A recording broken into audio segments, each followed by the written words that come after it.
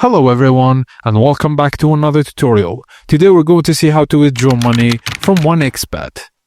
First thing first, open the 1xBet website and log in to your account.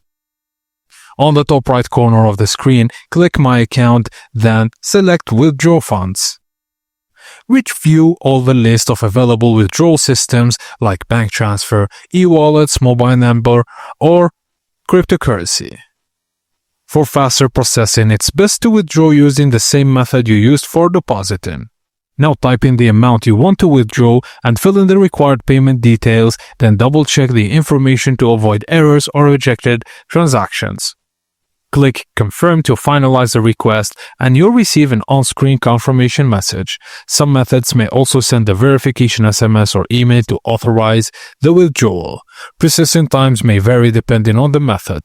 And you can check the status of your withdrawal in the transaction history section.